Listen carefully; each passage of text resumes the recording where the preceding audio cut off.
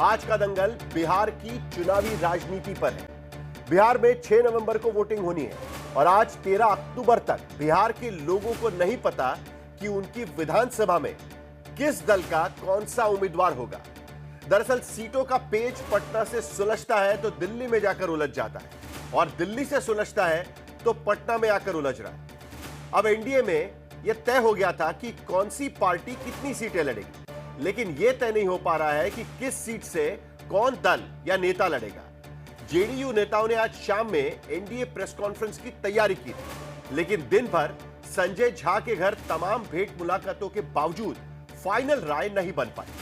जीतन राम मांझी से लेकर उपेंद्र कुशवाहा तक अलग अलग अपना दुखड़ा रो रहे हैं। हालांकि वे एनडीए की एकता की कसम भी खा रहे हैं और यह भी कह रहे हैं कि प्रधानमंत्री मोदी के वो हनुमान है। उधर महागठबंधन में तो अभी सीटों का नंबर भी फाइनल नहीं हो पा रहा। दिल्ली में आज महत्वपूर्ण बैठक में फैसला हो सकता है, लेकिन महागठबंधन के साथी दल बिहार में टिकट सिंबल सब बांटने लग चुके हैं। सीपीआई-एमएल ने जहानाबाद की घोसी सीट से अपने कैंडिडेट को सिंबल भी दे दिया। उसी सीट पर आरजेडी उम्मीदवार उतारना चाहते हैं। मतलब यह कि महागठबंधन की राह भी इस वक्त आसान नहीं नजर आ रही। इसी बीच दिल्ली की अदालत में आज लालू राज के घोटालों की परतें खुली। आईआरसीटीसी होटल घोटाला केस में लालू राबड़ी तेजस्वी पर भ्रष्टाचार और साजिश के आरोप तय हो गए। अब 10 नवंबर को नौकरी के बदले जमीन घोटाला केस में तारीख पड़ी हुई है। चुनाव के बीच चल रही सियासत पर आज के दंगल में हम जमकर चर्चा करेंगे, लेकिन पहले यह रिपोर्ट देख लेते हैं।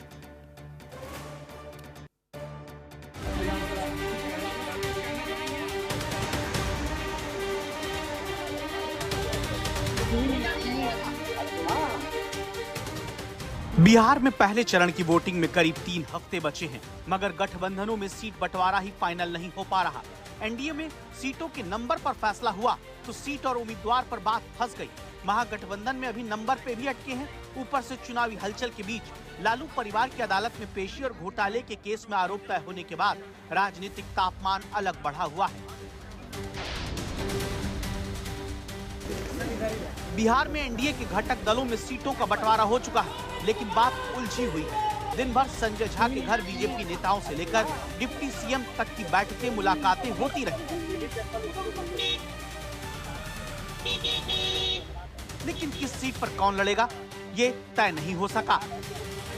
अभी तक यही तय है कि बीजेपी 101 सीट पर लड़ेगी, जेडीयू भी 101 सीट पाई है। चिराग पासवान को 29 सीटें मिल गईं, मांझी और उपेंद्र कुशवाहा को 6-6 सीटें मिली हैं।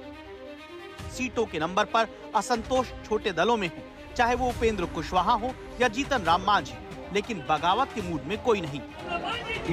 हमारी मांग 15 थी और उसके बाद वो लोग 6 दिए हैं। मन में दुख तो जरूर है, लेकिन हम एनडीए के जो निर्णय हुआ है उसके खिलाफत नहीं है, संतुष्ट हैं।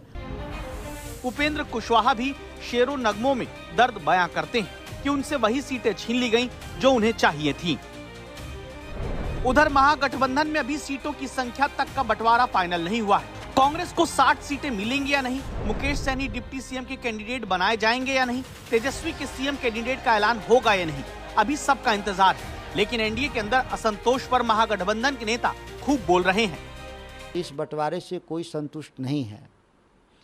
एक सबसे कमज़ोर पार्टी बिहार में ब्रांडेड मुख्यमंत्री नीतीश कुमार की पार्टी सीट ज़्यादा पाई है, और 2 ये सहयोगी दल हैं मांझी जी उपेंद्र जी, तो इनको तो सफाया ही है इन लोग का।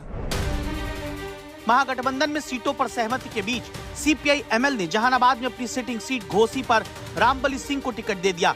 इस सीट पर आरजेडी पूर्व जेडीयू विधायक राहुल कुमार को टिकट देना चाहती थी। बिहार में इन चुनाव के वक्त लालू प्रसाद यादव के रेल मंत्री रहते हुए रेलवे की नौकरी से लेकर होटल तक के घोटालों के केसों की सुनवाई होने लगी है। कुछ ऐसा इत्तेफाक पड़ा कि महागठबंधन में सीटों के तालमेल के ठीक बीच लालू प्रसाद यादव के परिवार को दिल्ली के राउज एवेन्यू कोर्ट में हाजिर होना पड़ा। अदालत में लालू परिवार के खिलाफ 2 मामले थे। रेलवे में नौकरी देकर जमीन लेने के घोटाले के केस में अगली सुनवाई 10 नवंबर को है, जबकि रेलवे के होटल नीलामी के घोटाले में लालू प्रसाद यादव, राबड़ी देवी और तेजस्वी यादव समेत बाकी आरोपियों पर कई धाराओं में आरोप तय हो गए।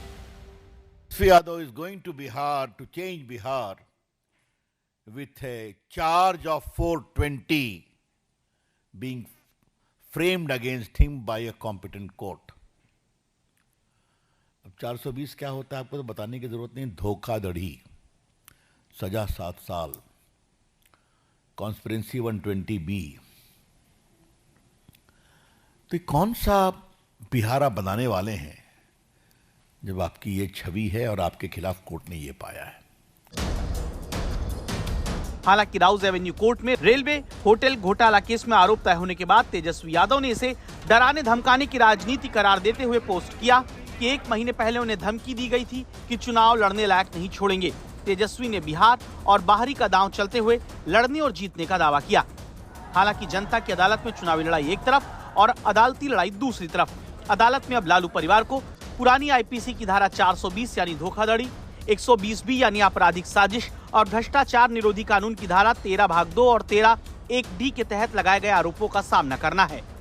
लालू, राबड़ी, तेजस्वी ने अदालत में तय किए गए आरोपों को कबूल करने से सीधा इनकार किया और मुकदमे का सामना करने की बात कही, जबकि अदालत ने कहा कि IRCTC होटल घोटाला मामले में दाखिल आरोप पत्र के मुताबिक लालू प्रसाद यादव के परिवार पर करप्शन के आरोप हैं। कोर्ट ने माना कि लालू की जानकारी में इस घोटाले की साजिश रची गई और आरोपी खुद व्यापक साजिश में शामिल थे। कोर्ट ने पाया कि औने पौने दाम में होटल का कॉन्ट्रैक्ट देने की एवज में राबड़ी और तेजस्वी को बेहद कम कीमत पर जमीन मिली। मैंने सुना है कि शायरी लिखी गई है तेजस्वी यादव के द्वारा। मैं उसकी, जब तक सांप्रदायिक ताकतें देश पर काबिज होगी तब तक हमें संघर्ष करना पड़ेगा। तो छोटे हैं, मैं उनको क्या बोलूं, जो लोग उनके लिए लिखते हैं उनसे कहिए थोड़ा बेटर शब्द का प्रयोग करें। अरे भैया, सबूत बोलता है, इससे बड़ा छलावा और क्या हो सकता है कि सरकारी संपत्ति को लूटना, पद पर रेलवे मंत्री हो या मुख्यमंत्री हो, पद पर बैठ के उसका दुरुपयोग करके अपने जेब को भरना। इसके अलावा नौकरी के बदले जमीन घोटाला केस में अब 10 नवंबर को आरोप तय हो सकते हैं। उस केस में सीबीआई ने आईपीसी की धारा 420, 468, 467, 471, 120 और प्रिवेंशन ऑफ करप्शन एक्ट 1988 की धारा 11, 12, 13, 8 और 9 के तहत चार्जशीट दाखिल की थी। गौरतलब है कि इस मुकदमे में सुनवाई 10 नवंबर को होगी, जबकि बिहार में दूसरे चरण का मतदान 11 नवंबर को है। पटना से शशि भूषण के साथ आज तक ब्यूरो।